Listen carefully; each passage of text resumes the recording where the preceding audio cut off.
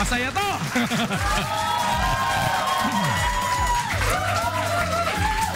Welcome sa programang, eto na, Bawal ang Pikon. Get it straight with Daniel Razon. Naging abala po ang mababang kapulungan ng Kongreso noong Lunes dahil sa pagdinig ng impeachment case laban kay Pangulong Rodrigo Roa Duterte. Culpable violation of the Constitution, betrayal of public trust, graft and corruption, and other high crimes. Ito ang mga pinagbasihan ni Magdalo Party List Representative Gary Alejano sa inihain niyang impeachment complaint laban kay Pangulong Rodrigo Roa Duterte noong Marso. Ilan sa mga binanggit sa naturang reklamo ang partisipasyon daw ng Pangulo sa pagbuo ng Davao Death Squad noong siya ay alkalde pa ng lungsod. Kasama rin ang usapin ng tinatawag na summary killing ng libu-libong Pilipino bilang resulta sa kampanya ng pamahalaan laban sa illegal na droga. Isa rin sa mga akusasyon ang umano'y hindi maipaliwanag na kayamanan at mga ari-arian ni Presidente Duterte. Dininig ng House Committee on Justice ang impeachment complaint noong Lunes, 15 ng Mayo. Pagkatapos ng mainitang debate sa botong 42-0, tuluyan ng tinuldukan ng komite ang impeachment complaint laban kay Duterte. Tama ang pagkakasulat, subalit kulang daw sa laman ang naturang reklamo.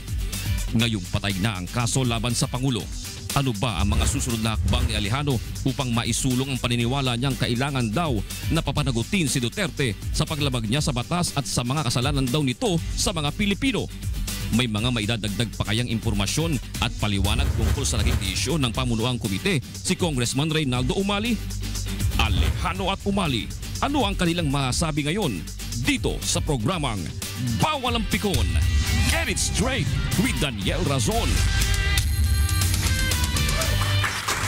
Thank you. Ako po una, papasalamat ako. Papasalamat muna din ako sa KBP sa kapasanan ng mga broadcasting sa ipinagkaloob nilang Lifetime Achievement Award sa atin. At papasalamat ako kay Kong Gary Alejano at kay Kong Ray Umali nandito ngayon sa ating programa. Yun lang hong mapaupo ko sila dito ngayon dalawa ay napakalaking pagpapasalamat na. Pangalawa, dito ho sa programang Bawal ang Pikon, ako ho ang speaker dito. So, yayariin ko ngayon si Kong Ray dahil ako ngayon ang mambubuli. At of course, nandito din si Congressman Alejano. Dito ang rules ko ang masusunod. Yan maliwanag yan pagka sinabi kong point of order, ano order nyo? Cappuccino? Dan Puccino pala, hindi pala sa kabila pala yun. Ngayong umaga, syempre, dalawa po sa ating magiging panauhin dito sa programa. Ang atin hong pag-uusapan ay, ika nga ito'y lighter moment na, no? Minsan kasi, alam nyo, kahit sa mag-asawa, mas mahirap pag-usapan yung mga bagay na nagiging problema kapag yung bang kasagsagan ng kainitan. Pero yung right after na, parang looking from the hindsight na, mas medyo nadidiscuss ng maganda, mas medyo na-elaborate kung ano ba talaga, di ba? So dito, wala akong babag dito, Walang mga away, ano pa yung kamay ko, Hindi pa ako pwedeng umawat, Hindi, nagulpe ako, Ang isa po ang nagsampa ng reklamong impeachment laban kay Pangulong Duterte. Habang ang pangalawa naman, ang tagapangulo po ng House Committee on Justice na siyang duminig po sa kaso. Unahin natin ang nagsampa ng impeachment case, ang kinatawan ng Magdalo Party List. Let's welcome to the program Congressman Gary Alejano. Kong, welcome back. Thank you. Salamat po, please. Salamat po and have a seat. And thank you for coming and sa pagpapaunlak. It's an honor. Have a seat, sir. Kasama rin natin na nauuna po sa House Committee on Justice. Siya pong duminig ng impeachment complaint. Hindi naman bago sa inyo to dahil madalas din ho dito sa ating programa. Ang kinatawan ay ikalawang distrito ng Oriental Mindoro. Ewan ko kung magko-governor ba to, magka-senador o magpe-presidente na. Let's welcome to the program Congressman Reynaldo Umali. Congratulations. Salamat. Ala ko, Aalaskahin mo din ako eh. Kasi si Kong Erin, na-Alaska ako kagabi. Sabi niya, alam mo, kuya, yung Lifetime Achievement Award, binibigay yan sa mga matatanda na. Kaya sabi ko, hindi bale, mas mukha ka naman senior kaysa sa akin eh. Just the same. Salamat Kong Ray and Kong Gary. Dahil It's our honor. gusto ko lamang po na this time ay siguro yung sabi ko nga medyo kalmante na ang tubig, mas makikita nating malinaw sa kapakanan din ng ating mga para maaralan din kami dahil para malay mo bukas makalawa ha? Hindi Pwede. baka maging presidente ako eh. Ako naman i-demanda ng impeachment. Pero unahin ko muna. Kong Gary, una, alam nyo po na ang impeachment complaint is a numbers game. Hindi ba yung ginawa ninyo is exercise in futility dahil alam nyo namang wala kayong numero in the first place? I understand it's a political exercise, pero hindi yan solely political exercise. It should come with the provision of justice and accountability sa mga impeachable officers. Kasi nga ito lang nalalabing kaparaanan upang papanagot ang Pangulo. Dahil wala naman ng ibang avenues upang kasuhan dahil immune ang Pangulo. So, final ho natin ito. Dahil ito yung clear manifestation ng aming opposition sa mga policies ng Pangulo. Pero alam nyong wala kayong bilang at alam nyo na para kayong mag-umusad ang impeachment complaint, kailangan may bilang. Kaya yung iba sabihin, para lang din kay gusto nyo ng exposure dahil alam nyo naman hindi kayo mananalo. Well, hindi naman ho tapos lahat yan. Nung we filed the impeachment complaint, sinabi nga natin na unang-una, tama ba yung gagawin natin? So, tama yon. So, final natin. And kung tamang panahon ba?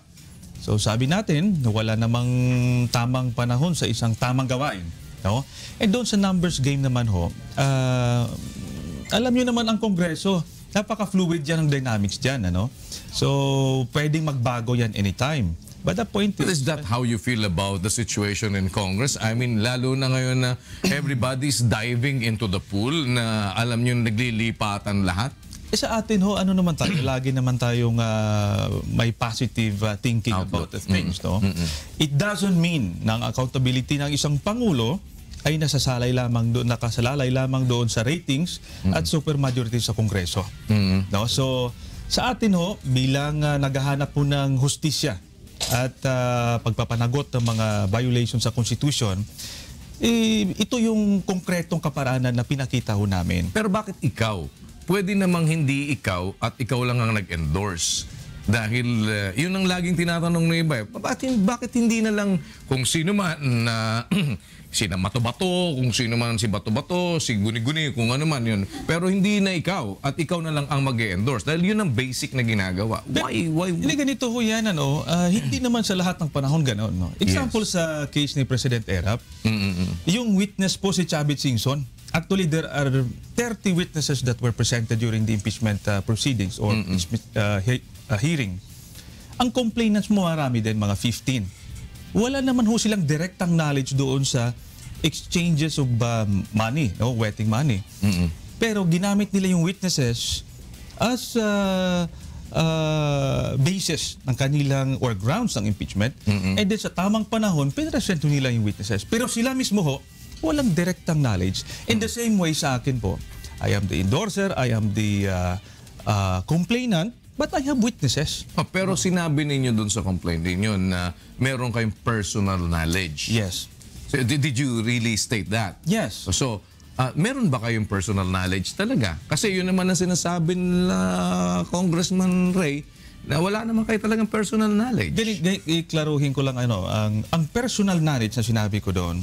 I have personal knowledge that there are witnesses who testified and they have executed affidavits and I have checked them, I have compared them, the affidavits and their testimonies. Naniwala ako, nakita ko, totoo. So, ang sinabi niyo po, you have personal knowledge na there are witnesses. That there are witnesses. Yes. Ang ibig sabihin nun, alam ko man na may witness, nakita ko ang kanyang testimonies, ang kanyang affidavits, tinyek ko, naniniwala ako. And then aside from the fact doon sa issue ng extrajudicial killings, I have personal knowledge doon sa policy pronouncements and public speeches of the President. Kasi nga nakalagay doon sa ating complaint, yung policy of killing. So hindi dun sa mismong kung may pinapatay or whatever. Pagdating po yun na sinasabi, personal knowledge ng witness po. O, kaya nga ho, at the proper time, ipapresent mo namin ang witness na mayroong personal knowledge. Kaya iba yung complainant, iba yung witness. Kaya nga... Pero nagkaroon ng ano dun sa personal knowledge eh. Parang it appears to me, sa pinapakinggan ko sa mga balita, na ang sinasabi ninyo, you have a personal knowledge doon sa ikinirereklamo ninyo mismo. Yes. Kaya ang sinasabi naman nila sa kabilang dako, paano kang nagkaroon ng personal knowledge? Nakita mo ba? Alam mo ba? Ikaw ba talaga yung ano? Yun, dun ho nagkaroon ng punto. I will just clarify that with your indulgence. Tama ba ang kita ko dun? Ganun nyo ba tinignan, Kongray? Tama yan. Kuya, yan. Dahil mas matanda ako sa'yo. Alam mo, iba yung proceeding ito eh. Ibang klase impeachment proceeding. This is a legal proceeding. And in fact, this is governed not by the rules of the House of Representatives, but by the rules on impeachment, which is separately published. But kailangan ba sa rules on impeachment na ikaw ay may personal knowledge doon sa complaint? Kailangan. Kasi teka muna. Na sinasabi ng rules ng impeachment na dapat alam kung personal yung pangyayari? Yan ang legal proceedings, no? Sa rules of impeachment nyo. Suppletory yung rules of court and rules of evidence in the rules of impeachment. Talagang kakaiba ito eh. This is sui generis nga kung tawagin na yes. ano. Anyway, but yung sinasabi gusto ko lang ni Gary klaro muna, point muna na yun. Point of clarification. Kailangan ng personal knowledge based on the rules Correct. of impeachment. Yun ang sinasabi nyo. Supplemented by the rules of court and the rules of evidence. In fact, sa rules of evidence and even yung rules of court, sinasabi dito, pag ang verification mo is faulty or deficient or defective, yung final mo is a mere scrap of paper. You will go for, if you will look at the cases filed in courts. No? Verification. Okay. Verification lang. Yun yung... so di ba sa form yun pumapasok po? Form yun, no? Okay. Yung sa Supreme Court nga wala ka lang copy furnished o hindi mo finurnishan by personal service. Yung tao ay dismissible na kagad yung complaint. Pero yun pong kanilang i-final ni Congressman Alejano ay verified naman at hindi naman ninyo kinu-question yung form. Tama po ba yun? Yes, ang kinu-question ninyo mismo ay yun mismo deficiency in the verification. Deficiency dahil sinabi niya it is of his own personal knowledge and or culled from authentic documents. And we looked at that and in both instances wala yun. Pero yung sinasabi po ni non-compliant. Anyway, babalikan ko lang yung sinabi niya yung kay Erap. Si Singson. Yan na, ewan ko ba kung bakit lagi akong kasali dito. You know, if you will recall, I was the counsel of Yoli. Nung ito'y bisigahan sa Senado Blue Ribbon, kung natatanda mo, kung nakatingin ka sa, nandyan si Yoli, nandyan yung asawa, nandun ako sa gitna. Hindi ka naman makakaila. Laki-laki mo. Kaya pag nandun ka, kita ka kagad. Si Kongray. Anyway, yung sinasabi niyang walang personal knowledge si Chavit, ay palagay ko, nagkakamali ka rin. Hindi yung sinabi ko. Sabi mo, yung complainant, witness ang personal knowledge. Pero ang complainant nun si Chavit, in-endorse ng 177 complainants, kanya nga creeping impeachment ang nangyari nun. So yung complainant, mayroong personal knowledge, yun ang sinasabi nyo. Correct. Which is, who is Chavit? Correct. I checked that. Okay, sige. Kanya, yun yung in impeachment cases, there are three modes. One mode is a complaint being, the complainant being the member himself filing the complaint. That is one mode. That is siya yun. the mode... Kasi kayo member siya, di ba? Okay? Correct. Yung isang mode is meron kang complainant na private citizen na i-endorse ng isang congressman. Na merong personal knowledge. Correct. Ganyan ang nangyari doon sa impeachment case ni, kung di ako nagkakamali, ni Mercy Gutierrez, ombudsman. And it went through the whole process from form, substance, probable cause, until indictment, impeachment. Ginawa namin ng articles of impeachment in the 15th Congress of which I was Vice Chair. So kung sakaling pong... Kanya lang, ang problema nung kay Ombudsman Gutierrez, nung na-file na namin sa Senate, nag-resign siya. Kanya walang trial. Okay, so yun pong sinasabi ninyo, kung sakaling yung witness ni Kong Gary ang nag-file, Naging complainant. naging complainant, Second mode yun. ibig sabihin, pwedeng pumasayan kung sakali. Pwede yun. Ang hindi ikinapasa, sinasabi ninyo, dahil si Kong Gary ay walang personal knowledge talaga doon sa mismong pangyayari. Kung hindi ang personal knowledge niya ay merong siyang alam na yung witness ang nakakaalam. Yeah. Tama po ba yun? Tama po. Naintindihan po ba ninyo yung the same manner na sinasabi ni Kong Ray na rules ng impeachment na dapat ay merong kang personal knowledge? Do you also see that dun sa ganun pong Ganito, i-clarify ruling? ko lang po, no? Please, go Tama ahead. ho yan na I have personal knowledge that there are witnesses who testified and executed affidavits. Yes, oo. I disagree na yung si Chavez Singson ay complainant. O, tiningnan ko yung records, so around 15 ng complainants, different organizations, katulad nila ni Father Robert Reyes, Father Dizon, tinignan ko po doon, wala po si Chavez Singson doon. Ngayon po,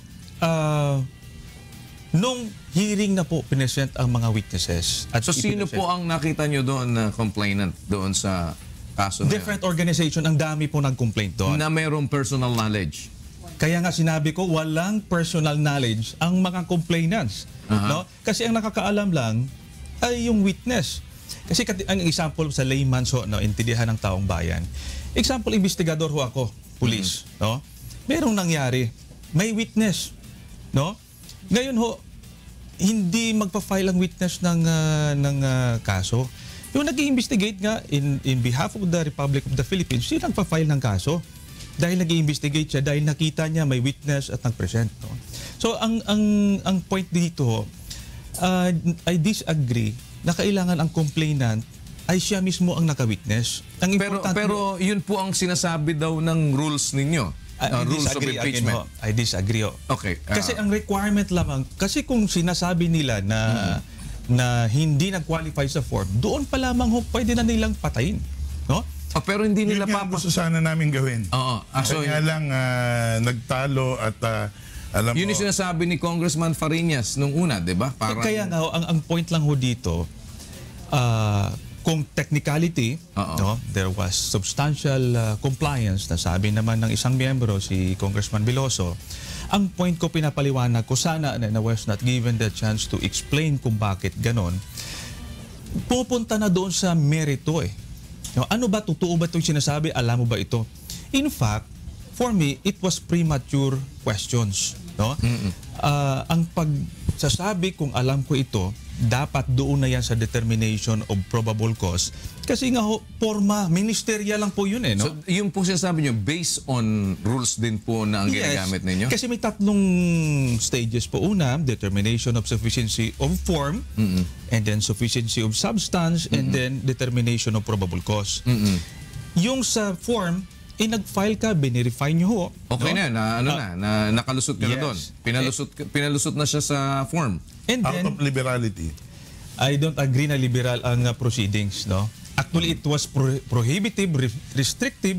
Ako yung complainant, hindi ako makapagpaliwanag. Bakit ba naman hindi mo yung pinagpaliwanag? Nagpaliwanag ko.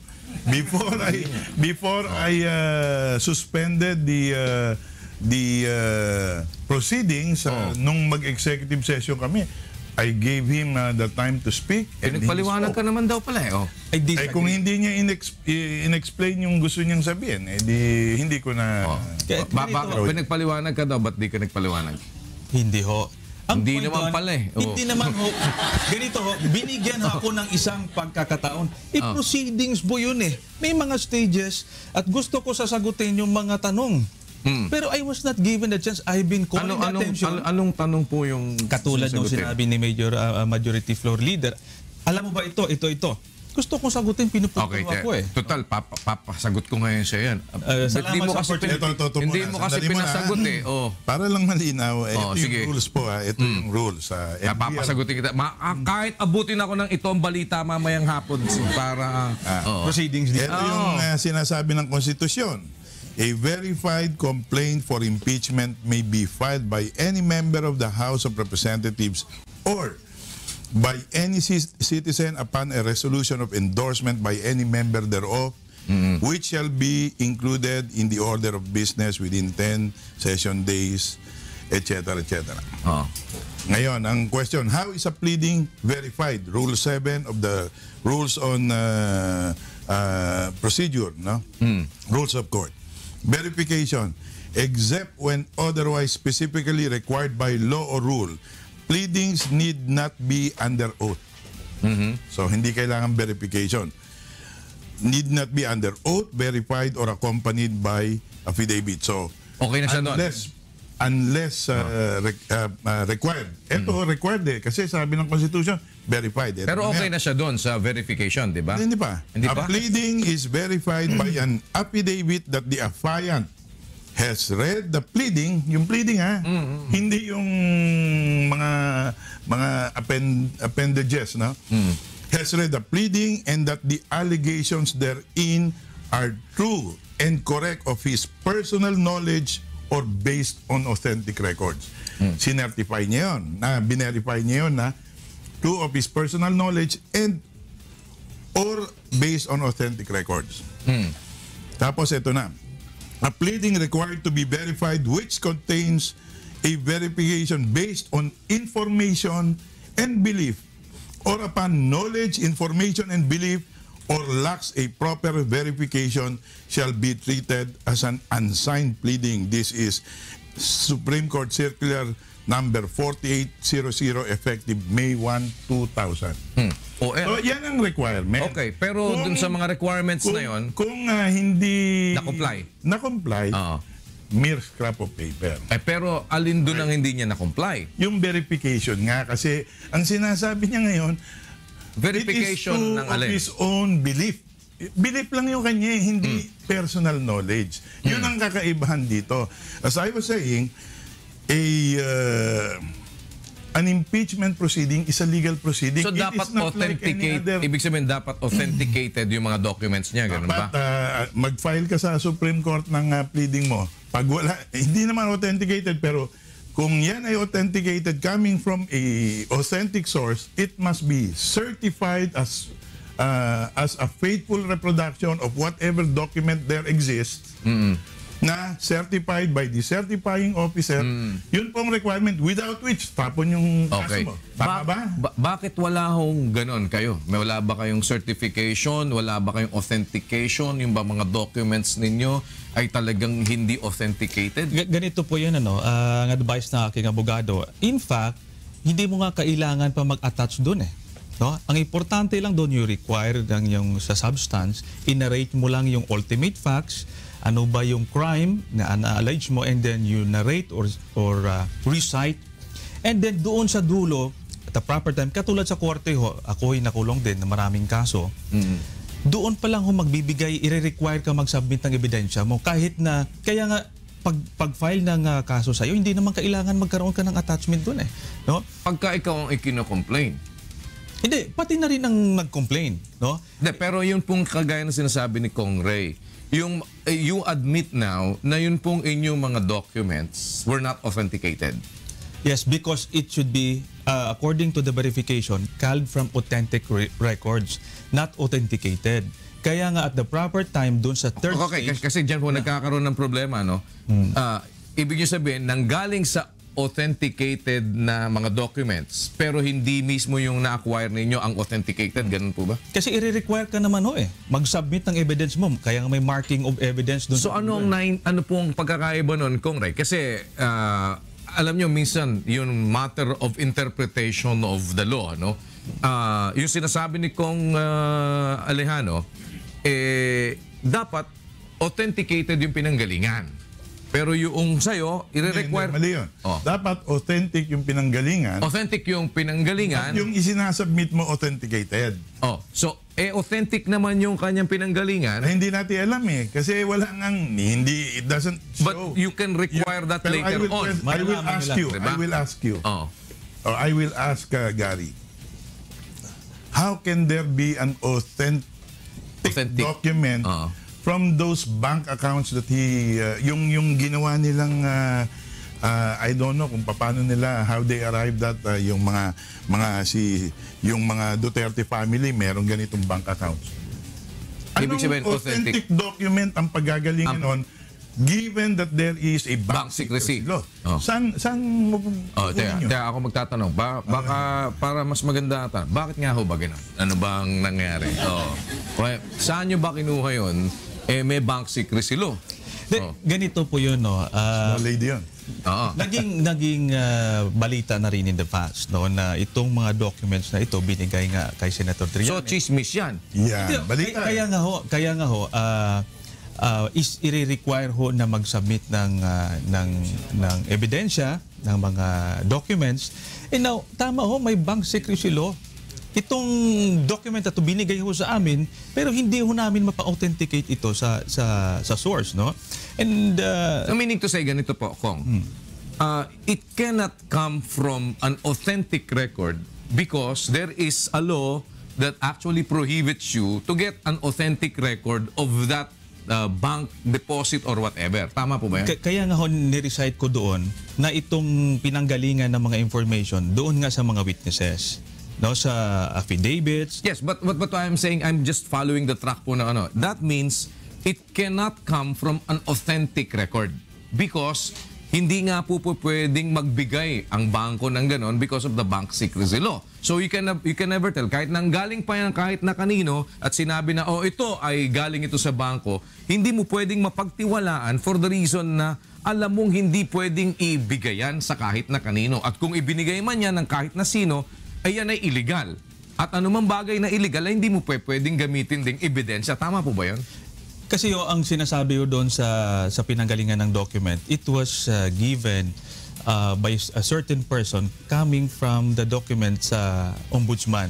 Na yung ombudsman ho kinuha sa AMLAC. It was requested by ombudsman from AMLAC because of the investigation. Kaya nga po... but that is going to be a fruit of the poisonous tree. Hindi ho ba ganun? Multiple hearsay na lalo yan. Kasi po parang... Kasi nanggaling.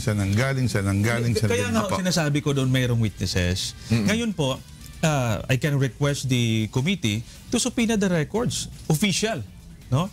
Kasi ho, doon sa stage na sa dulo, yung determination of probable cause, pag nilatag yung mga ebidensya doon pa lang malalaman kung totoo ba o hindi, then doon malalaman pa lang na wala pa lang probable cause ito. So pwede nyo namang magawa yung ganun din, Kong Ray? Masupina yung records. Hindi po. O ayaw mo na lang per second basin? Ganun Hindi parang, rin, hindi ka na rin. pumorma, o ganun. Hindi naman, kasi only the courts can subpoena the banks to produce whatever. In fact, going back to the Corona trial, Hindi nyo napabuksan. sinubpina ng impeachment court and the impeachment court is a court. Nonetheless, wala kami nagawa. Hindi nyo napalabas? Hindi namin, lalo na kaming House of Representatives, we're not a court. We are just here constituted by reason of our constitutional duty to initiate impeachment proceeding para kaming fiscal nito, and that is outside the realm of our mandate. But Kong Ray, kailangan ba isa lang? Halimbawa, may kung yung iba naman, doon sa point na yun, halimbawa, nakita nyo, ano yan, medyo malabo yan. Pero yung ibang aspeto, hindi ba pwedeng i-consider yun na baka dito naman sa lugar na to, meron pwede silang mailabas? Tinanong nga lahat yan di ba? Kanya nga tinanong ni Majority Leader yan. Ano dito sa mga aligasyon mo ang meron kang personal knowledge, at sagot niya, wala. So, teka muna. Malinaw yun. Sinagot mo daw, wala. Hindi kasi ang line of statement doon sa mga witness, ikaw bang nakakita na na pinatay, no? Kaya nga sinabi ko may witnesses. Pero doon sa lahat, hindi ho lahat kasi nga ho, may public knowledge, yung mga public statements and public pronouncements ng presidente. I have personal knowledge. Nanood ho ako ng mga videos ng presidente, news reports, and I even took the pains to get official records from Malacanang ng kanyang mga public pronouncement. Yun yung aking direct na napanood at nabasa. Kasi policy pronouncements ang issue natin sa West Philippine Sea, and then ito sa policy ng extrajudicial killing. Ang tinatanong kasi doon yung extrajudicial killing na may pinatay. Ang sinasabi ko I have witnesses at ipipresent ko yun ang kanilang affidavits at tatawagin ho natin, sabihin sa pag-submit ho ng ebidensya at testigo, ito yung aking mga testigo, patawag nyo ito, no, para mag-present. Example sa sinasabi kanina sa bank documents. Nakalagay kasi ho doon sa Bank Secrecy Law, 2 instances lang na pwedeng ma-waive yung bank waiver. Una ho, impeachment proceedings. Pangalawa ho, kung merong litigation na subject yung account na yan. But 3 ang pwedeng source mo yung banko mismo, yung AMLAC, at saka yung ombudsman. Kasi may ongoing case nga si Presidente doon sa ombudsman. So ibig sabihin ho, pag nag-present kami ng evidentiary document, pwedeng patawag yung mga testigo, pwedeng isupina yung mga records. And since nandoon sa provision ng Bank Secrecy Law na during impeachment proceedings at saka sa any litigation na subject yung account na yan, pwede talaga mapatawag o makuha para matingnan na totoo ba sinasabi mo, hindi. Kasi nung kinuha nating records, hindi totoo Bakit naman hindi nyo na pinaabot sa ganun na pwede pang patao, pwede nyo naman pagbigyan? Parang, sige, bigay na natin ng hilig mo ng konti. Ayaw nyo bang konting sumikat si Congressman Alejano? Bago nyo sagutin yan, babalik ko kami. Bago ko kayong alas.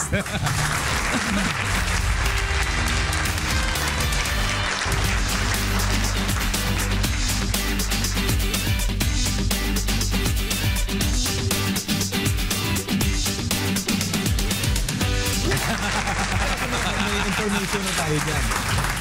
Ito ang programang Bawal ang Pigon! Get it straight with Daniel Rosonoy. Special edition ngayon dahil kasama ko si Congressman Gary Alejano ng Magdalo Party List at Congressman Reynaldo Umali, Chairman po ng House Committee on Justice. Itong katatapos lamang na pagkamatay ng impeachment complaint. Nilibing nga. Nakalibing na. Hindi pa. Hindi pa ba? Hindi pa. Pinaglamayan na May report pa May report. Hindi, report na lang. Pero Hindi, pwede pa kaming i-override ng 1/3 of the members. Although this may be wishful thinking, pero this is the only instance in Congress Para where the mabaliktad. majority cannot rule. Because the majority can be overridden by 1/3 of all members. parang sinasabi mo kay Congressman Gary, try mo na lang. May makukuha ka. 97 members na naman kailangan niya to override. 97 members. May tatlo ka 98 kasi. May tatlo ka bang makakasama man lang doon? Parang iniwan ka. Ba't ba hindi mo nakita iniwan ka naman kasama? Hindi ho. Hindi naman. totoo. Hindi totoo ho yan. Hindi naman. Pero babalikan ko lang muna si Kong Ray. Bakit naman hindi nyo naman lang, pwede mo naman, kasi tignan mo naman, una, alam nyo naman siguro, may bilang kayo. Kaya nyo naman patayin yan in the process. Di nyo man lang pinaporma, di nyo man lang medyo parang pinasabik man lang ng konti, ganon. Meron bang tumawag sa'yo na, Kong Ray, patayin mo na yan, at ayusin nyo na yan, at papatagalin nyo pa ba yan? Huwag nyo papormahin niya si Gary. Wala bang ganon? Wala akong ganon. Alam nyo naman, siguro kilala nyo ako. I've gone to a lot of hearings and or inquiries already. And ang sa akin po bilang chairman ng Committee on Justice is to make sure that yung aking committee ay gawin ang nararapat and at the swiftest and yung pinakamabilis na pamamaraan. Hindi naman kahit no 3 araw man lang, hindi mo man lang pinainit ng puwit sa Ibig ko sabihin, balikan natin, mas mahihirap ito. Ito, simple lang nga ito dahil unang bugso pa lang nakita mo na yung problema. No? But I've gone to the Lima inquiry. 29 days, 4 or 5 hearings, tapos. I've gone through death penalty for drug drug-related heinous crimes, 7 weeks. Tapos, RH bill took what? 2-3 congresses. Pero yung death penalty, which is very... Ibig sabihin, Hindi mo, ba't ito, hindi mo problema man lang po namin- pinadalawang araw. ang problema po namin Oh. sa Kongreso, lalo na sa House of Representatives, Oh. I have a bigger task of reforming the criminal justice system. And all of this had to take a backseat because we have to hear the impeachment. Yes, but Yeah. but what's The- 2 or 3 sessions, Kong? It is not my call only. There are 42 others who wanted it out even on form alone. And I cannot even vote except to break a tie. That is, ito yung kaibahan. That's why this is sui generis. So you were pressured ba rin ng mga kasama mo na hindi kasi 'di ba sabi mo nga hindi Consensus. It is a consensus. So ano ka din hindi anuhin na natin hindi ka na pwede magano. It is the result of a consensus. Kanya nga, nag-suspend ako, nag-executive session kami, pinag-usapan namin. Because nung una pa lang, on sufficiency informed pa lang, nakita mo na, divided na eh. And so we had to take a break, executive session, pag-usapan natin, ano ba to? Yung iba nga gusto patayin na sa form pa lang. But in the previous impeachment cases, that's why if you will recall, sa opening remarks ko pa lang, nag-lecture ako ng Impeachment 101. And I think I can safely say that I have a good experience already on impeachment, having been part of yung tatlo lang naman yung successful impeachment proceedings that were conducted. One is Corona, tapos yung kay Mercy, although hindi natapos, yung kay Erap. And they have 3 different hindi ako member ng Congress noon, but I happened to be the lawyer of a key witness at that time who is yung accountant ni Chavit Singson, di ba? Pero walang marching order sa inyo talaga na kasi di ba Not at all. Hindi ganun si- may number naman kayo eh. Hindi ganun si Presidente. Hindi naman kailangan si presidente, di ba? Wala rin ganun. In fact, ready nga ako and ready kami na to give it 3 days. We were prepared. Pero hindi rin pwede kasi yung when you encounter a complaint that is defective, problema na nga namin yun. And I had a difficult time explaining to the members. Pag pinatay natin ito dito sa form pa lang, ang rule is, babalik mo yan sa SecGen, ibabalik yan sa complainant, and that's about it. So, magaling ka rin talagang mag-isip, dahil pag binalik pa doon, mahahaba pa yun. Diba? Mas madali pagka dito. Hindi naman ganun. Hindi kasi kung sa form, alam mo, sinabi, dito medyo defective, meron pa siya, he can still buy time dahil pwede pa siya. Pero, ang pinagbasihan namin in the past, nagiging liberal naman. Sige na, palusutin na natin. Form lang naman yan. So, but at the Doon na end- tayo sa sustansya. Yes. And so, nung sa sustansya naman, inamin na nga niya na wala akong personal knowledge in any of those allegations. But at the end of the day, alam naman natin na talagang ano pa rin to kampihan pa rin di ba? Pero dalawa yan Kuya Danny. Danielo. Kuya Daniel. Nagugulo na ako. Hindi, dalawa yan no? Merong pag pinalusot mo ito, pwedeng kahit sino na lang, file kami dyan, magugulo na yung aming legislative agenda, pipigilin namin lahat dahil may nag-file at kailangan naming hiringin. And kung hiniring mo naman, madidelay nga lahat sa amin. So, dalawa yan You have to, there has got to be a point where you will have to already define what should be. Okay. And that is the reason why in my opening remarks, ang haba-haba nung inexplain ko kung ano ba yung impeachment. Impeachment is a constitutional mandate given us, walang iba. To the exclusion of all others, this is just the House of Representatives to initiate and the Senate to hear. And ako, I have always taken a position. Our actions in the impeachment proceeding is beyond judicial review. Kanya nga kine-question ko yung mga previous congresses na inalaw nila na yung Supreme Court pakialaman ang ginagawa ng impeachment. Alright. Kung Gary, feeling mo ba dito talagang simple lang na napagtulong-tulungan ka lang at marami lang sila at yung lahat ng mga kasi may mga basis na sinasabi naman si Congre and even the rules of impeachment and all of rules of court considering that he is also a lawyer, no? Ganito po sa akin, kung ayaw po maraming dahilan. Natural, dami ka naman palang dahilan eh. Hahanapan po nila yan. Nakita mo, no? I was informed. Problema, pag hinanapan ka at nakitaan ka, siyempre, trabaho naman nila maghanap. Ay nakitaan nga nila. Alam nyo naman din po, Kong, na hahanapan kayo talaga. Yeah. Kaya nga ang point ko dito, sinabi ho nila na magkaroon ng marathon hearings. Ibig sabihin talagang bigyan tayo ng time talaga para makapagpaliwanag. No?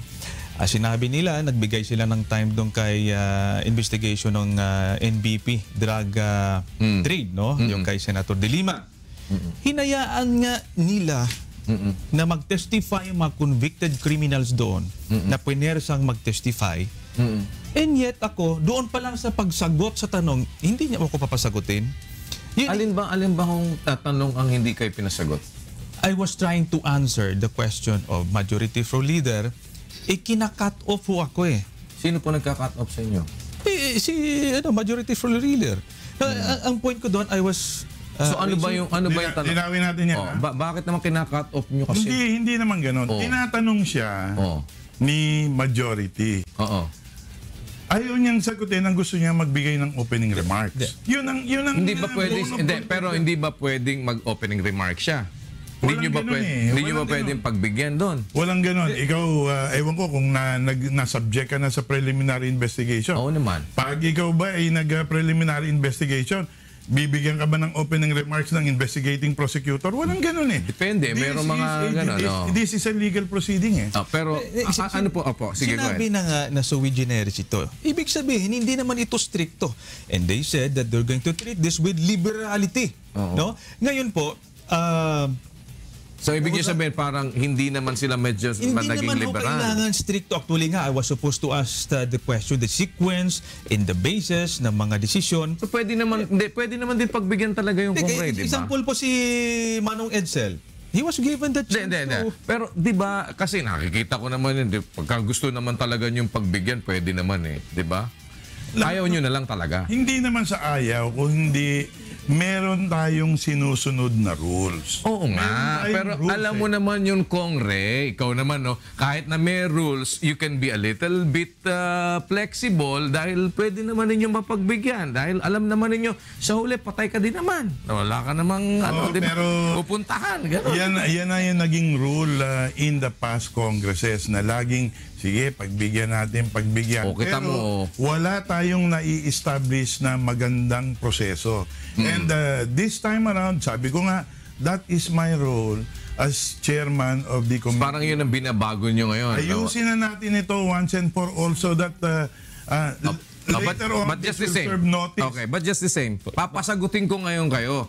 Ano ba yung tanong na yun na hindi ninyo nasagot? Pwede ba sagutin nyo ngayon po dito? Actually ho, na itanong nyo ho sa akin kanina yon yung personal knowledge at napaliwanag ko na rin. Okay. Actually, we had an informal conversation dahil wala hong notice kung anong sequence na susundan. Although binasa niya yung opening statement niya na ito ang mga basis, pero general ho yan.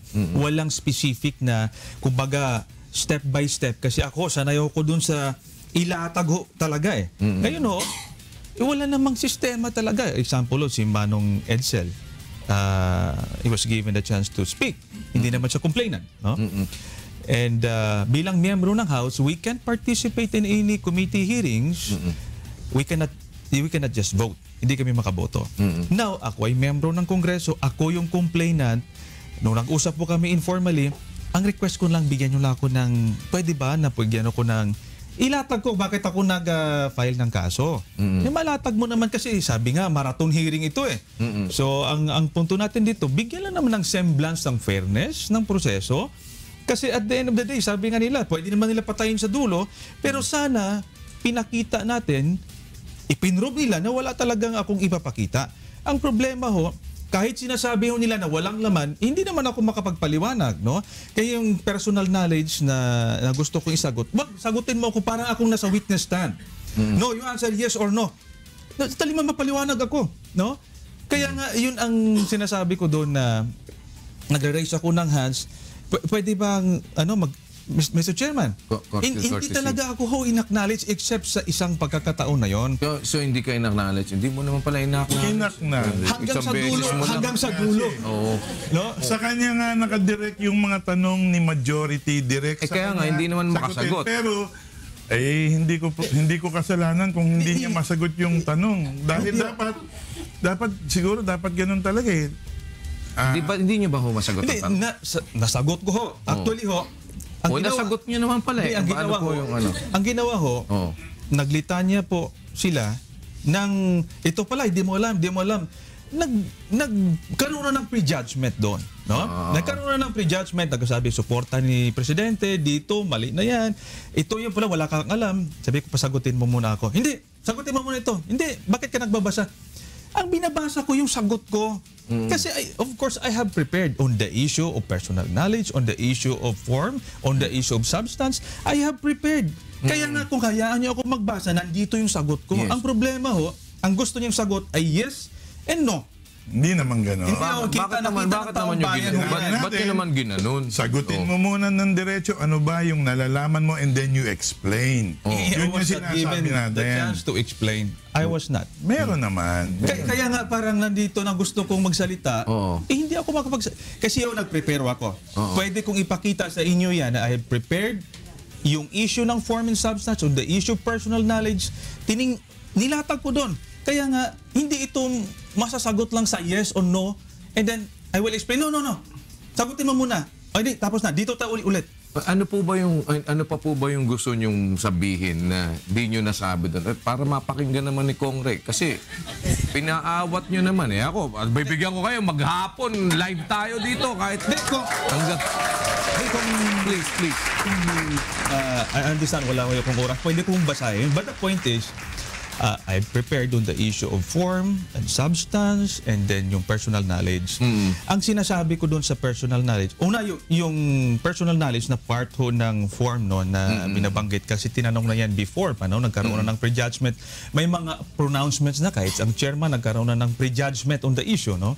Kaya sabi ko, ang personal knowledge ho, ako as complainants, I have personal knowledge sa policy pronouncements ng Pangulo. Kinuha ko yan sa different sources. I even took the pains of getting official records from Malacanang. Pinipare ko yun, nakaprepare yung ebidensya kasi if i-require ko kami, isa-submit ko ako. Isa-submit ko yung mga report na yan. Doon sa extrajudicial killings, I have personal knowledge that they have testified in the hearings. May affidavit sila, kinumpare ko yun. Ngayon ho, at the proper time, pag ni-request nila ako, ni-require for that matter, to give them the list of my witnesses, ibibigay ko ho, no? Ngayon, no, yun yung aking gustong sabihin. Kasi pag sinabi mong, nakita mo bang pinatay? Ay, hindi. Ay, wala na. Dali mo na magpaliwanag ako. Hindi mo nakita. Hindi po yun ang ibig ko sabihin. Kaya nga ho, ang issue dito, I am the complainant.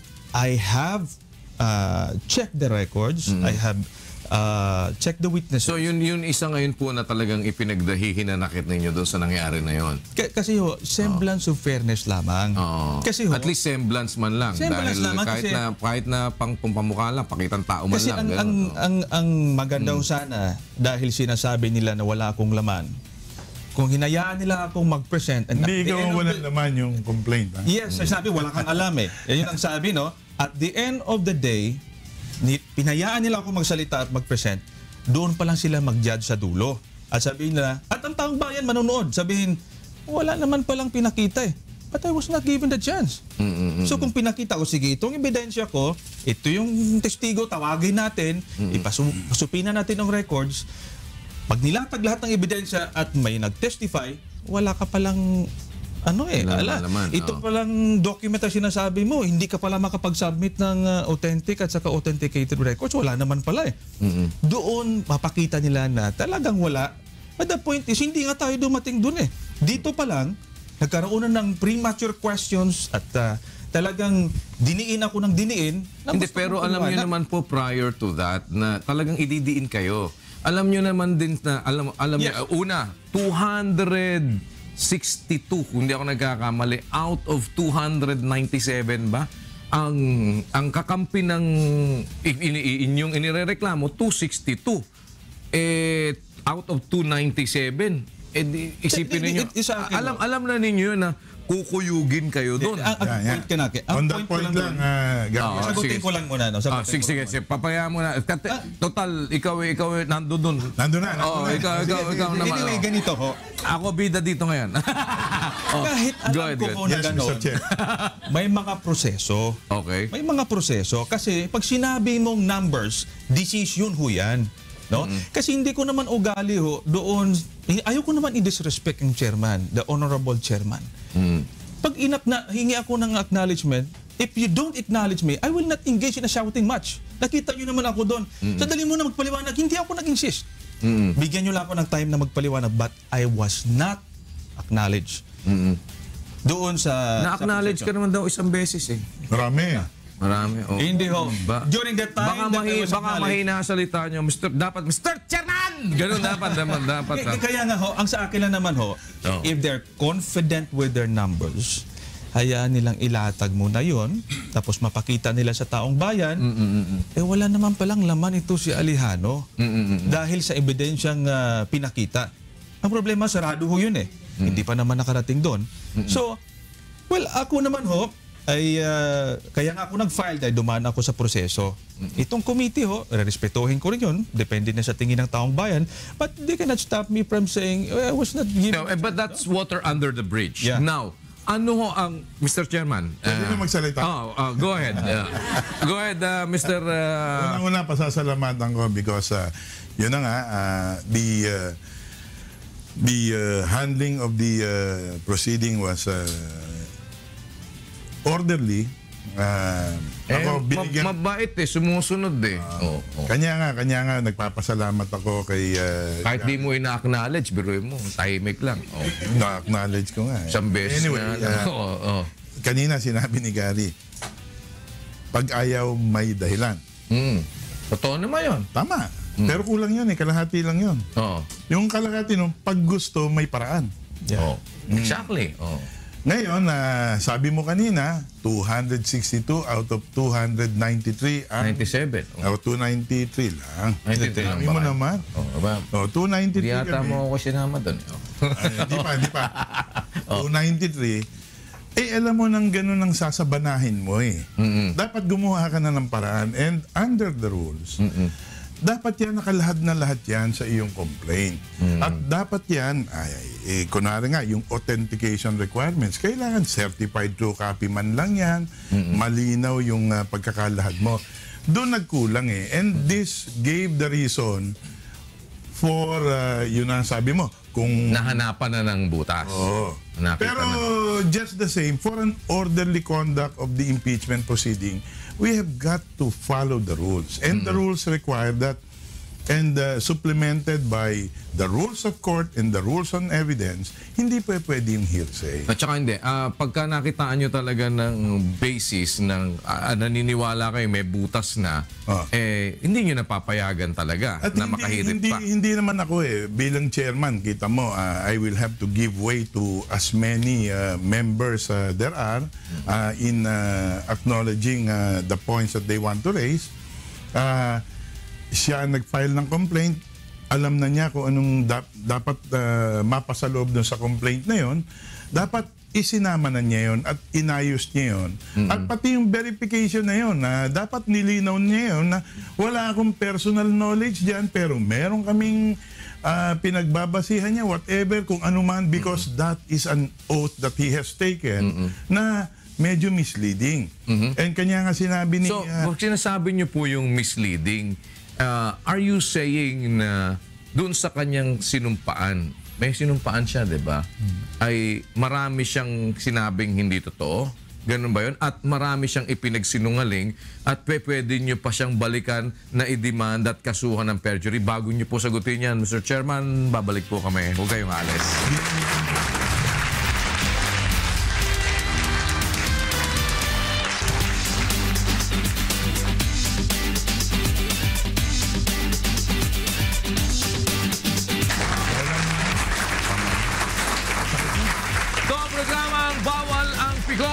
Get it straight with Daniel Razon. Isama pa rin po natin Congressman Gary Alejano ng Magdalo Party List, Congressman Ray Umali, and Chairman po ng House Committee on Justice. Nakita ninyo, meron siyang pinagsinungaling, meron siyang hindi totoong sinabi, minislead kayo. Ganun ba ang pananaw ninyo? Yung deficiency lang ng verification. Kung nagsisinungaling siya, hindi nga tayo umabot doon eh. At hindi namin siya... So wala naman kayong planong... Ang sabi lang natin doon sa verification niya, ang kanyang sinumpaan ay personal knowledge. When in truth and in fact, hindi naman personal knowledge. Kasi sinasabi niya, ay iba yung pagkakaintindi niya ng personal knowledge, and that is not in the legal sense as required by the rule. Pero iba rin yung pagkakaintindi nyo dun sa sinasabi niya sa personal knowledge. Dahil kung iba yung sinasabi niya, halimbawa, ang kanina nga ni-reiterate na Kong Gary, na ang sinasabi niya, meron akong personal knowledge na may mga witness na talagang nakakaalam nito.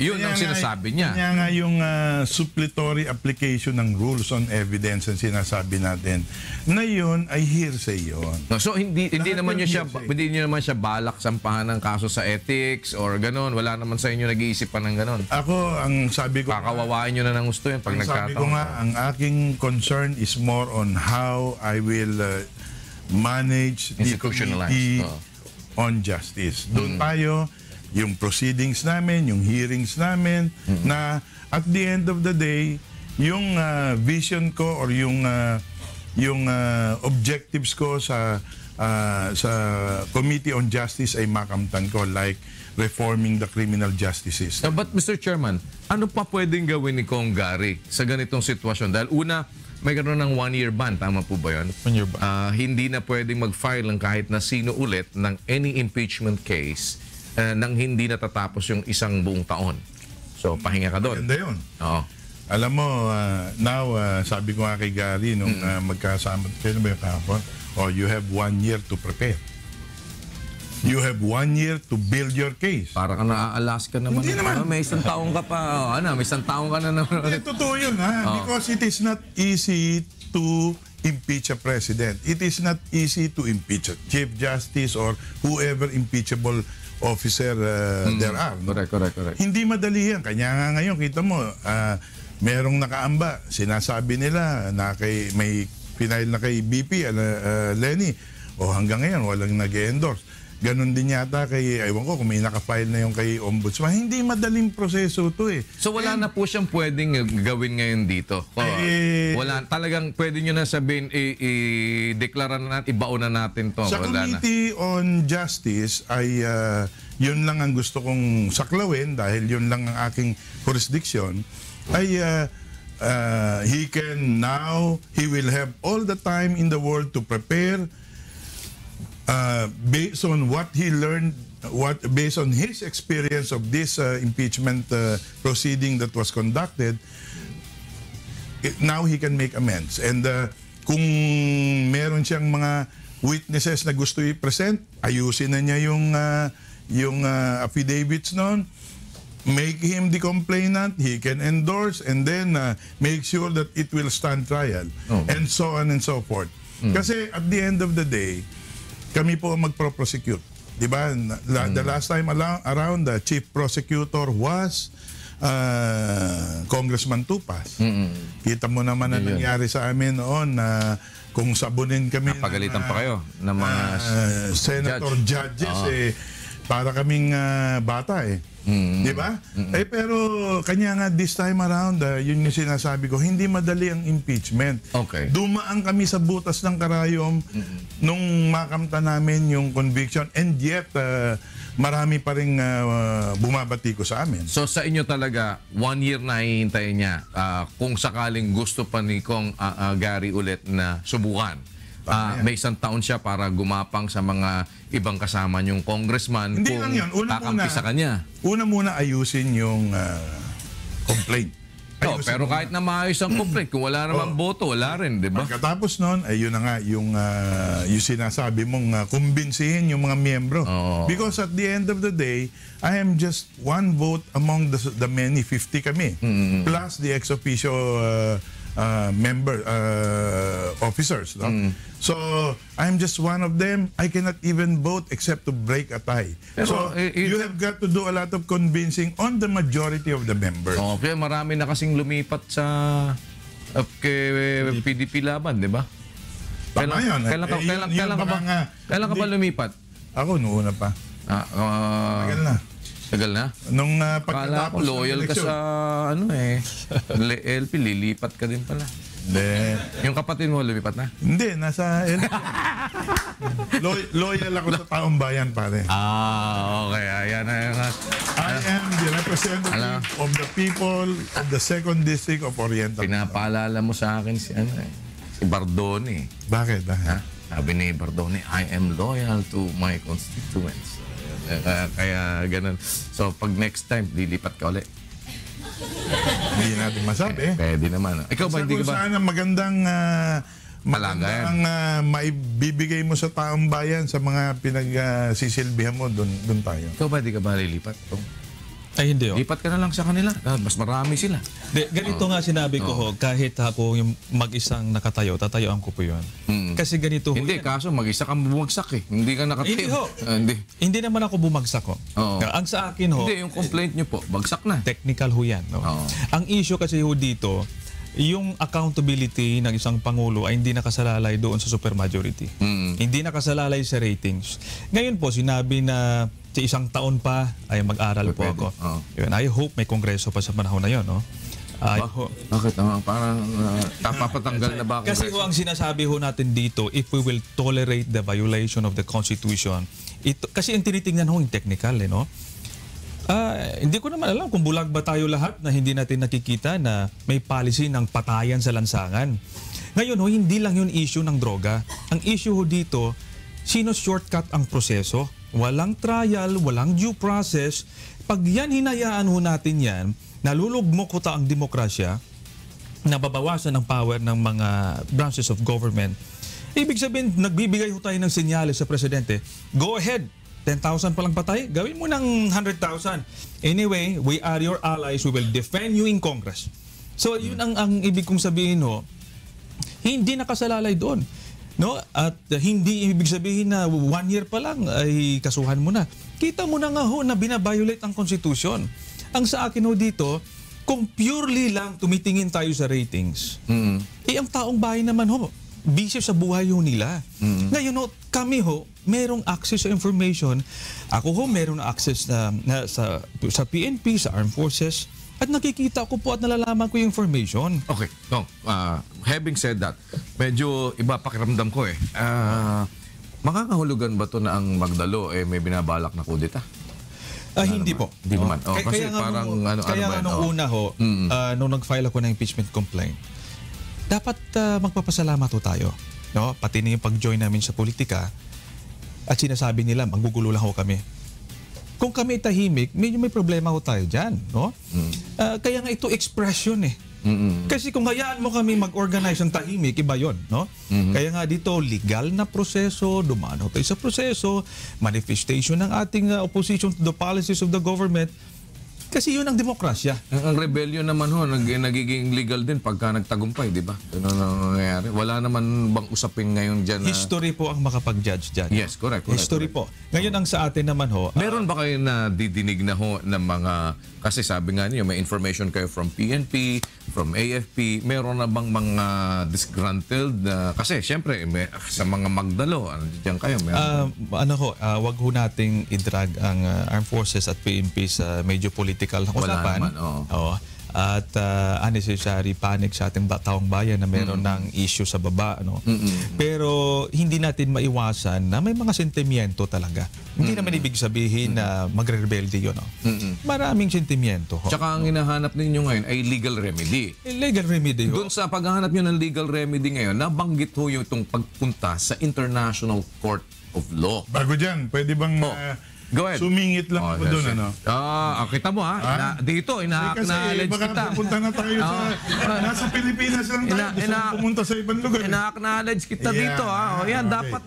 Singit lang ako. Go ahead, Mr. Alam mo, may kanya-kanyang pananaw, paniniwala, Yes. may kanya-kanyang pamamaraan.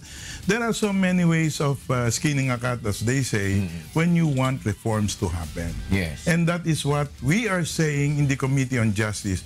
What is more important is to reform the criminal justice system. And that is what is being derailed by this kind of complaints na kailangan naming itigil ang aming trabaho. Hindi. Kung ito hindi tumigil sa isang araw, baka isang taon ito, pwedeng 2 taon to, wala na kaming gagawin kung hindi ito lang.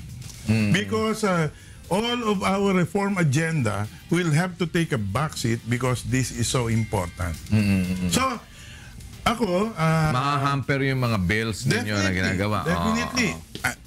Meron pa akong final na 5 pa na death penalty bills. 5. Bakit? Kasi nagagalit sa amin. Bakit drug-related heinous crimes lang? Kasi may war on drugs, kanya gusto nating matigil na yung sinasabi niyong EJK, gamitin natin ang legal process. Hindi pa po nako-consolidate yan? Yung 5? Isa lang. Nag-file ulit ako ng bago. Plunder, rape, murder. In addition dun sa... Kasi wala pa, hindi pa nagiging batas eh. So nadagdag na ang plunder. Iisa-isahin na namin yan kasi hindi kami magkaroon ng... So hindi na lang yung mga sa drugs? Hindi na. Hindi kami magkaroon ng consensus pag pinagsama-sama kanya. The strategy was isa-isahin mo. Parang paghiwa-hiwalayin. Kung alin Parang mas malinaw kung ano talaga ang gusto ng mga... Kung alin ang lulusot. Correct. I see. Okay. Yan. Tapos, lowering of juvenile age, yung mga reforma natin sa judicial reforms, prosecutorial reforms, correctional reforms, and even investigation reforms. Gusto po natin lahat yan. Gusto nating maayos yung criminal justice system, pero maantala po lahat yan. So, but they're participating din naman sa mga ganun. Yes, tama yun. Pero kung ito nga mahihinto yung mga trabaho namin dahil dun sa ibang... Dahil merong isang complaint na doon pa lang sa verification nakita na natin deficient, defective, anong mangyayari sa aming trabaho? Meron kang agenda na personal mo, meron akong agenda na personal ko, meron akong agenda para sa committee, meron akong agenda para sa taong bayan. Let us respect each other's objectives, visions, and missions. Pero yung sinasabi ko na hindi ito personalan, ginagawa natin ito dahil meron tayong gustong mangyari sa pinamumunuan nating komite. In like manner, ikaw, Magdalo ka, meron kayong agenda, whether political, whether whatever. Hindi ko na sinasaklaw yon. My concern is my committee and I will perform my duty in the best possible way I can, and I understand, based on the rules, based on the rules of the House, the rules on impeachment, the rules of court, and the rules on evidence. So, sana respetuhin natin lahat yan. Okay. Yes, Kong. Wala akong sinabing na hindi ko nirespeto yan. In fact, makita nyo kung paano ko nirespeto ang proceeding sa Justice Committee. Sinabing naantala, isang araw na antala. Ibig sabihin, yung issue ng patayan ngayon ay hindi importante. Ang issue ng graphing corruption na nagsasabi ang Pangulo na hindi siya corrupt. In fact, bilyon-bilyon yung kanyang sa kanyang accounts. Itong ating foreign policy na tila binibenta na ang Pilipinas sa China. Hindi ba ito importante? May long-term implications ito sa ating bansa. Kaya sinasabi ko kanina, okay kung meron pa tayong kongreso, no? Kasi nga ang Pangulo ay sanay, ay gusto niya na i-shortcut ang proseso. Kaya nga kayo, wag na kayo, patayin na lang yan, no? I-shortcut ang proseso at lagi niyang nilulutang yung martial law. No? Kasi nga gusto niya matapos kaagad na questionable ang reason sa likod na yan. Ngayon sa atin ho, kung talagang ho may mga policies tayong ipapatupad, base yan sa policy priority ng Pangulo. At ang priority ng Pangulo ay patayan, parusa, kaya nga itong reduction of the age of criminal liability. Ito yung death penalty. Yun na yung pinagtutuunan natin. Remember ho, lumipas na isang taon. Ang naipasa ho natin nung yung budget, suspension ng barangay election, itong death penalty, no? So ngayon, marami pa. Ang sinasabi ho namin, kung talagang gusto ho natin maayos ang problema sa criminality at saka sa drugs, tama ho, i-reform ang criminal justice system at saka mga institution sa loob doon. Hindi ho yung patayin. Kung yung mga bata ay involved ho doon sa mga krimen, sila ay biktima din. Ang i-reform mo natin, ang ulihin natin, yung mga gumagamit sa kanila at ang mga magulang na kulang sa pag-alaga, yung society at ang gobyerno. Ang biktima ho, ang taong bayan, sila yung papatayin ho natin. Ang very example ho, yung China. Sila, sa lahat ng intelligence report, galing ang drugs doon. Volume of drugs. Biktima ang Pilipino. Kasi ho sa pag-aaral ho sa lahat ng mga drugs war sa ibang bansa, poverty ang ugat ng drugs use and drugs abuse. Ngayon ho, kung hindi ho natin masosolve yan, I tell you, itong Davao nga ho more than 2 decades si Pangulong Duterte doon. May drugs pa rin doon. Hanggang sa ngayon.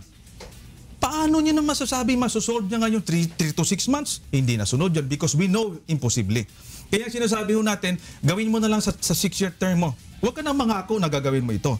Ngayon, dapat elevate ho natin sa public ang discussion ng drugs abuse at saka drugs use para mapag-usapan, hindi yung binibigyan ho tayo ng bloated numbers at saka mga information na hindi naman nakabase sa mga information. Okay, with that, how would I look at you both working in a common goal? Like, halimbawa, kasi bilang mga kongresista po, alam natin ang inyong role ay mag-legislate ng mga batas.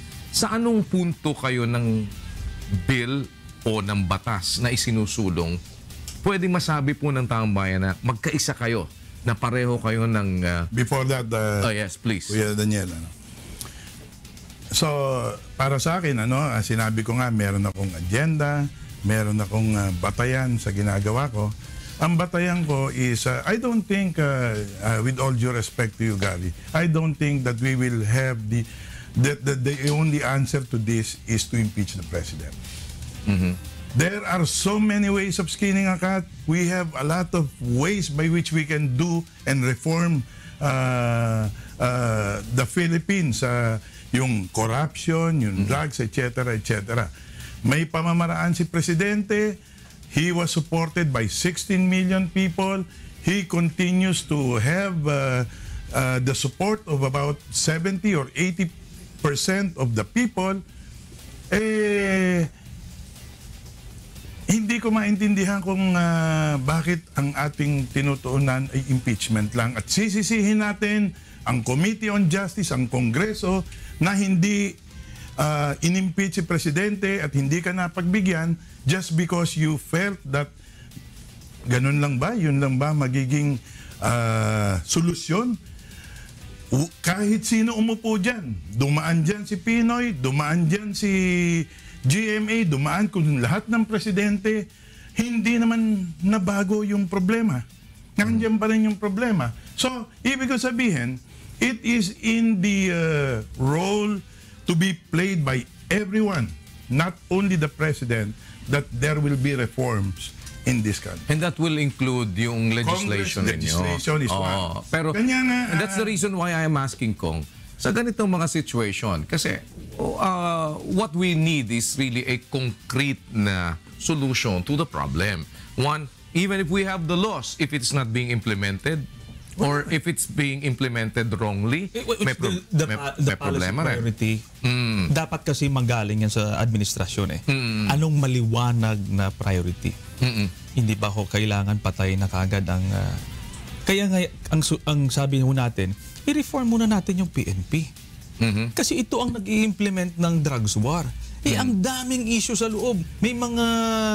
And you intend to do that, Kong, through legislation then? Yes, I did file reorganization and modernization of PNP. I did. We have... And do you agree with that as well? Yes. Oo, Kanya nga yun yung so you're sinasabi ko. actually one doon sa reform na yan. And there are so many ways of skinning a cat, and it must be done simultaneously. Yun yung sinasabi ko.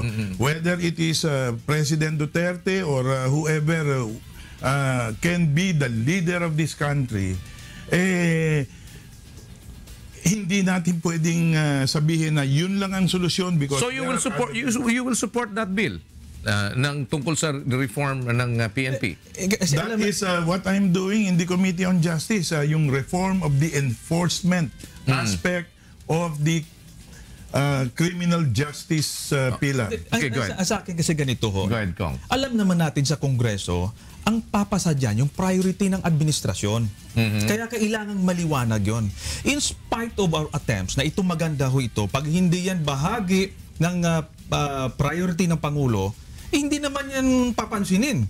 Kung papasa man yan, i-veto yan sa taas. So ang point natin dito, tumitingin ang Kongreso doon sa priority ng Pangulo at saka tinutulak niya. Kaya kung maliwanag ang priority ng Pangulo, doon natin susundan. Kaya sinasabi ho natin, pwede bang ito muna? Kasi kung gusto natin i-reform ang PNP, bago pa tayo nag-launch ng drugs war, kahit pa paano, nagkaroon na tayo ng reform dito, pag lumabas sa bakuran ang law enforcement agencies o officers, kahit pa paano we're confident na walang mangungutong dyan, walang magtatanim ng droga, Yes. hindi nagsushortcut ng proseso. But how would you solve that doon sa punto po? Ganito kasi, Kong.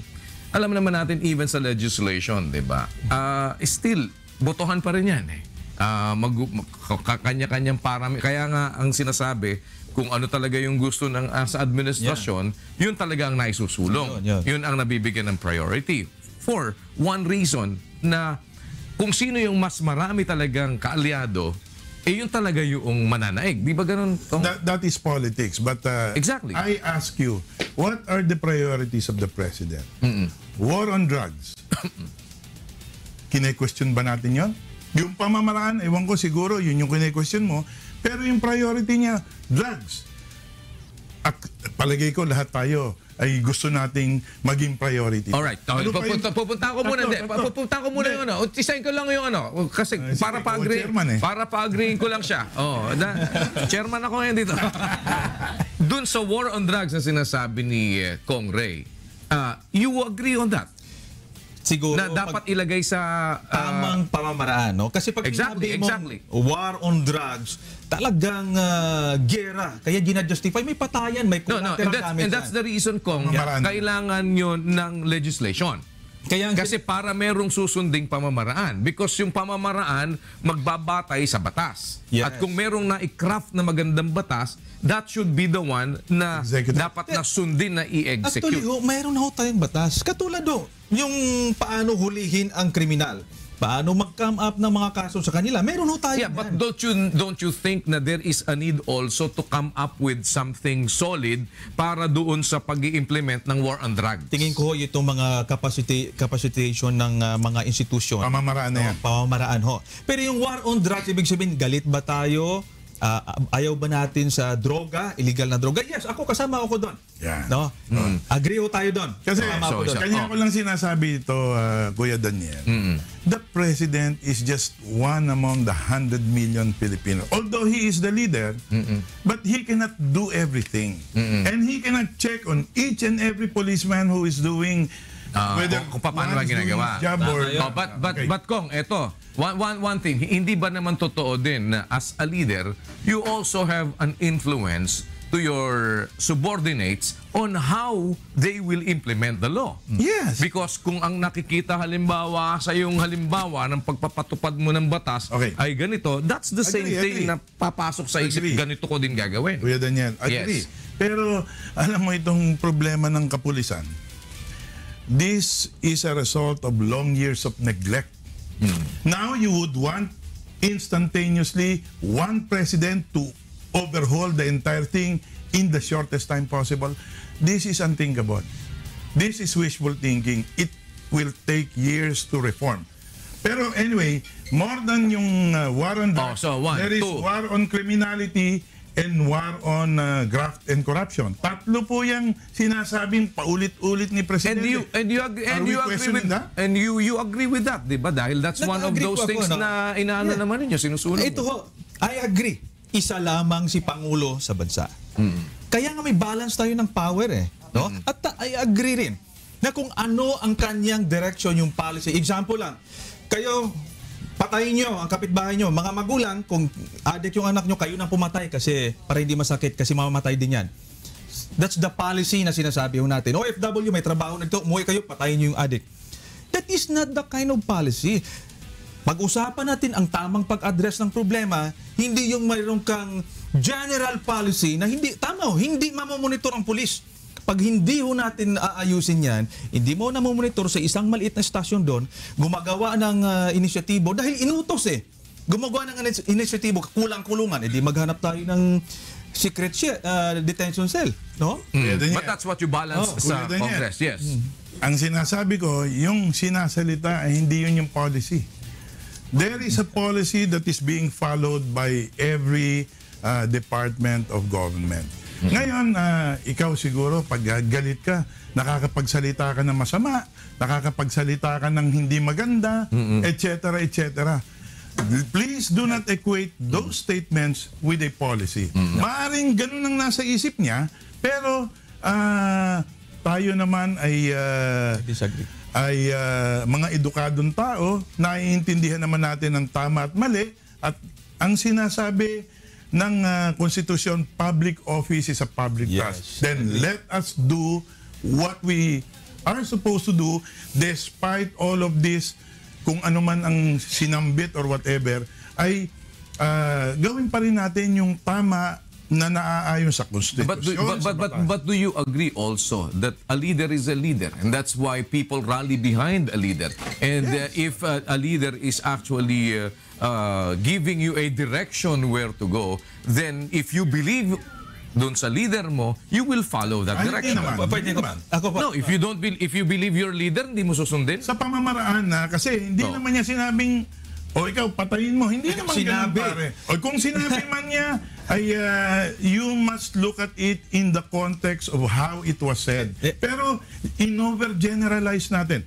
This is siguro the difference between Gary and myself. Ako, kung galit siya sa mga droga, galit siya sa korupsyon, then I will look at the mechanisms and reform those mechanisms. Yes, okay. Okay, go. Sagutin ko pa yun, ano.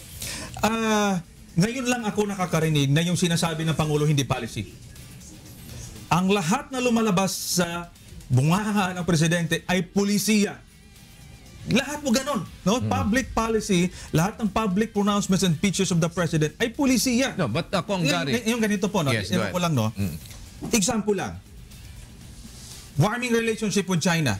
Ngayon, kakausapin natin yung Department of National Defense. Sabi niya, tingin ko may problema. But because Presidente mo yan may order sa baba na 100% sundan nyo yung sinasabi ng Pangulo kahit sinasabi sa baba ay illegal. Example lang, pagpatay, patayin nyo, illegal Pero sinabi ng Pangulo, kaya nga minsan sinasabi ng mga department that they cannot really say something na taliwas. Do you think if you are a cabinet official, you will say opposite of that of the President? I will tell you a perfect example of what you wanted to amplify. Sinabi ni Presidente dito sa yung mga pumatay kay Espinosa na, Ryan, naniniwala ako sa pulis. Naniniwala ako sa lahat ng sinabi ng mga itong sila Marcos.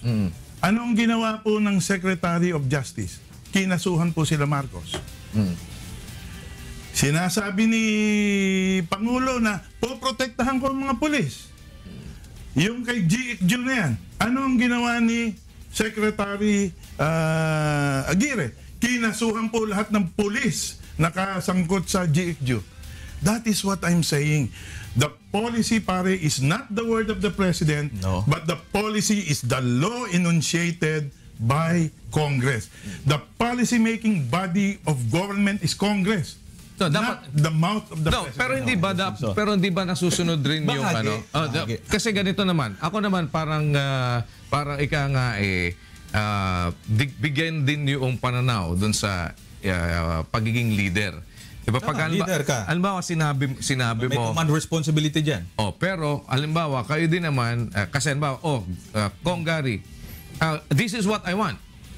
Pero ikaw ang legislator, you should look on the matters on how what I want can be legal. Legal, yes. 'Di ba? Parang Tama. dapat kasi itong gusto kong mangyari, pero kung hindi ito ngayon ng batas, ikaw naman ang kongresista, ikaw naman ang humanap ngayon ng paraan para ito ay maging isang legal na pamamaraan at magawa natin dun sa direksyon na gusto kong magawa.